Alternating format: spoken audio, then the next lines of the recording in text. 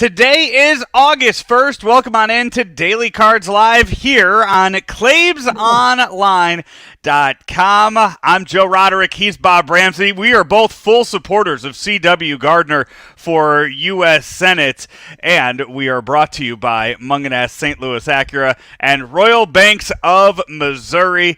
Rammer, 24 hours away from the 2022 trade deadline in Major League Baseball, and the Cardinals, I cannot remember a time they were in on this many big-name players as they are this year. Nothing's happened yet, but I guess with the amount of rumors that are flying around, and they are just that, as you've talked about plenty of times, they're just rumors, but at this point, 26 hours from now, do you expect there to be a big-name player on the Cardinal roster?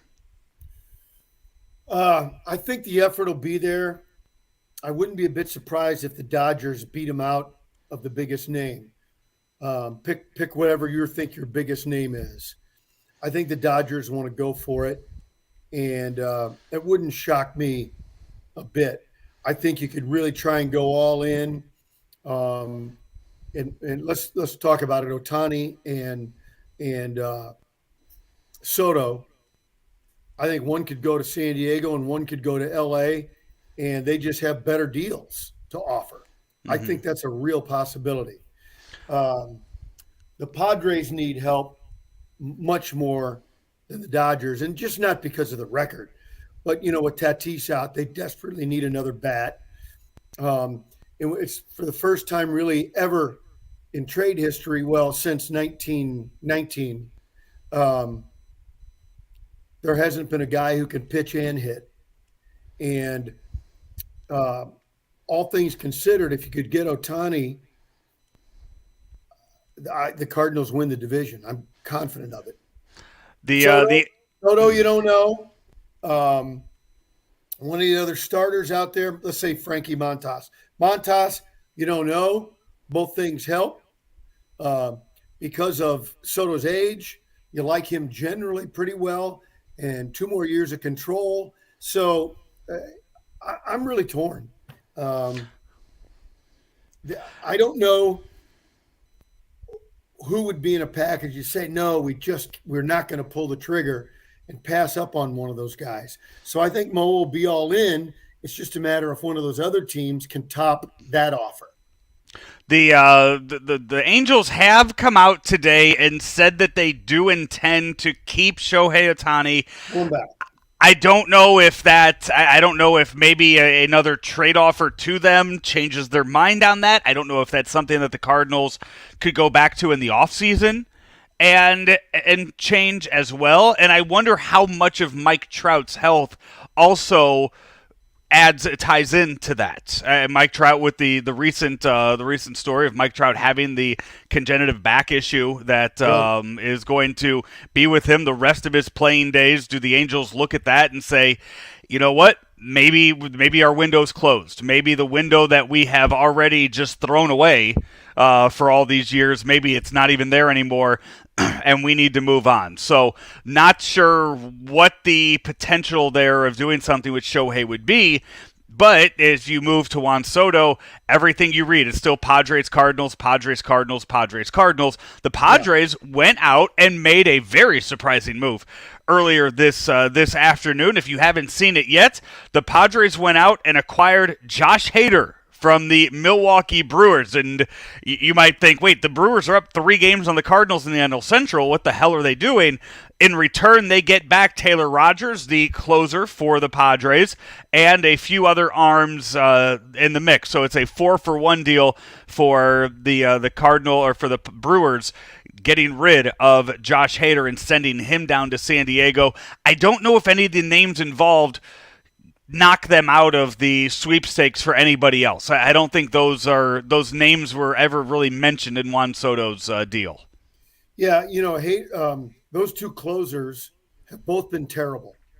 And so they're swapping those guys out, both hoping new scenery will help them. But I don't think the Brewers are going to use him as a closer, probably just a lefty specialist. And I think they moved the St. Louis and Williams up to closer. Yep. and that's my guess. And then the Padres are hoping that the last, I think it's 15 games that Hader's just been terrible. ERA over 8. Um, they hope that it's just more than a hiccup, more of a belch, or maybe even a throw up. That he's past. They can get him past it and make him be lights out again. Yeah, and then as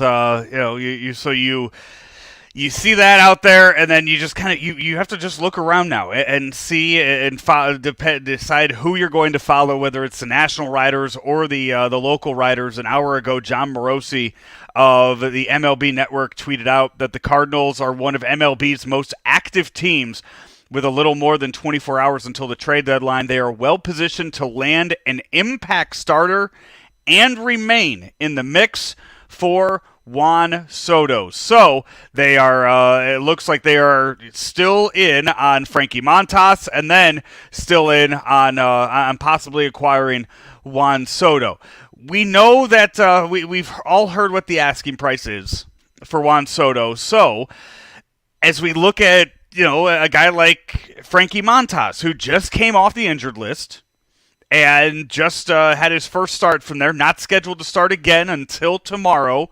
So he didn't start over the weekend. You didn't lose a start with him. What kind of return do you think the A's are possibly looking at when it comes to Montas, a guy whose earliest free agency isn't until 2024? Well, I don't know I don't know their organization well enough to comment on that. But I think probably what we're losing is Gorman, Carlson, Liberatore might be a guy that goes to the A's, Wynn, Walker, and maybe even Grassifo. So I wouldn't be a bit surprised if in 26 hours, if Mo is successful at landing 2 names like that those 6 guys will be gone. Yeah. That guts your system and in some ways hurts the big club because you'll be without a center fielder, a true center fielder, but you get a truly great bat and assuming health, and I think it's a big assumption with Montas, assuming health, a solid starter. Yeah. By the way, if you go and you look at Frankie Montas's baseball reference page, and you just to just see what his career has looked like to date, here are some of the names. He has been traded 3 times in his career since 2013. That's how long he is. He was signed by the Red Sox all the way back in 2009. And in 2013, so you're talking. I mean, God, 2009. He was. What would that have made him? 16, I guess, when the Red Sox signed him back then.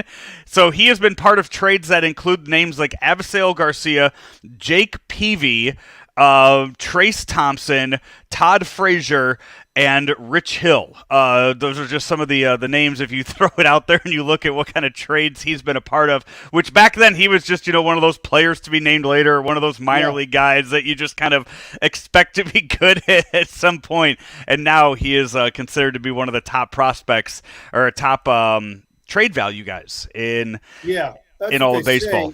Say. Joe, last year was really his only good solid year as a starter. Yeah. And the shoulder thing does really bother me. So if it's not him, I don't know who else. I kind of like Bumgarner. People talk about, you hear Greinke's name being thrown about, Noah Syndergaard. And each of those guys would be a help. Does it put you over the top? I don't know, maybe not. But I like the fact that Bumgarner's done it before, and he's done it before, and he's left-handed. That's and you know what? He's a guy that has been in World Series, and he's a guy that you look at. You hear that there have been problems with him in Arizona with his attitude. But throw him right into the middle of a pennant race, throw him into a locker room with Nolan Arenado, Paul Goldschmidt, Yadier Molina, Albert Pujols, and most importantly, Adam Wainwright. And I bet any of those issues that he might have there in the clubhouse in Arizona magically just disappear. Well, probably because he's on a bad team and it drives him crazy. Yeah. He signed the contract. I mean, he's the one that decided to go there. So that doesn't mean you look around and see things that aren't the way a winner should be trying to do it. Yeah. That doesn't mean, because we don't want to say, "Yep, I signed it. I got the money. Everything's happy."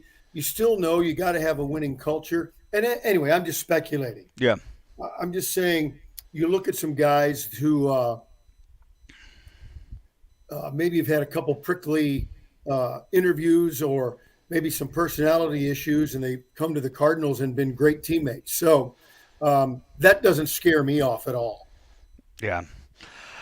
We have 26, 25 hours, Rammer, until the trade deadline. If anything happens to break tonight, we don't have a game to watch. So we'll jump back on here. If something happens with Juan Soto, we will find a way to jump back on here tonight and bring you the latest of breaking news if the Cardinals acquire one of the big names they are rumored in on.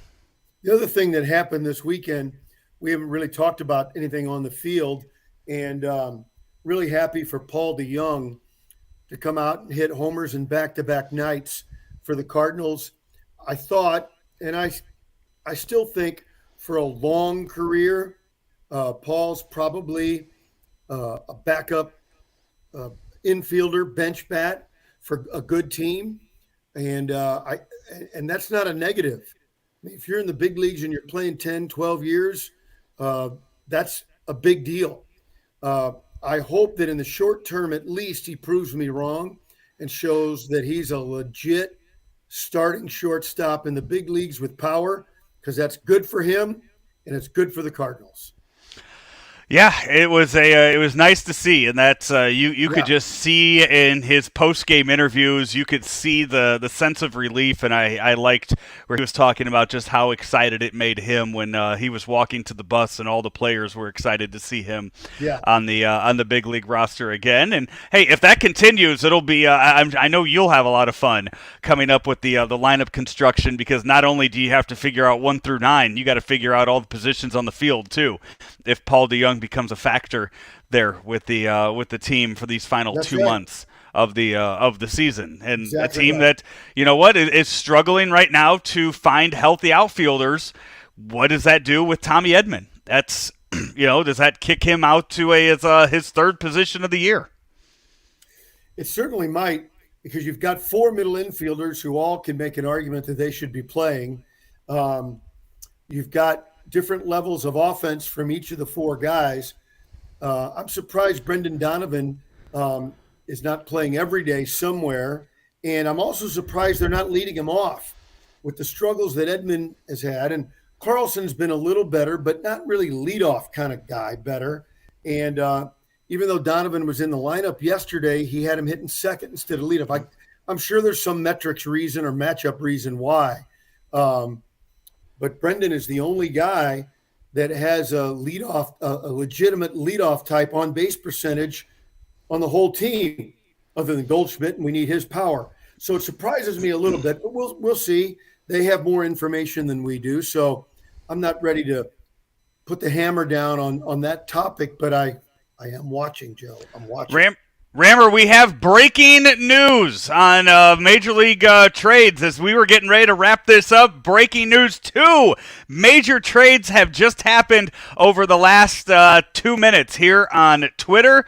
First off, the Orioles have traded Trey Mancini to the Astros. Wow. So the Astros get another bat. And Cardinal fans, I'm sorry, the Yankees have traded for Frankie Montas and Lou Trevino. So the Yankees have gone and they have gotten another top-end starter and a new closer, or a new back-of-the-end bullpen guy in Lou Trevino, who was the Athletics closer. We'll see where he fits in that Yankees bullpen after their closer just gave up the home run, gave up the game the other day to the Royals. So Frankie Montas off the board. Now you shift your attention to Noah Syndergaard and Madison Bumgarner. I think that's right. Some people are even talking about Zach Greinke. I don't think Greinke is that guy. I guess you can't rule any of those kinds of guys out, though.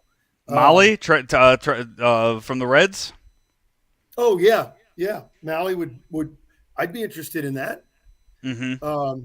He's the kind of guy that when he's not quite right, he can have a bad day, but he showed in his last 2 starts he can fix it. Yeah. When he's got his command, he's pretty good. Yeah.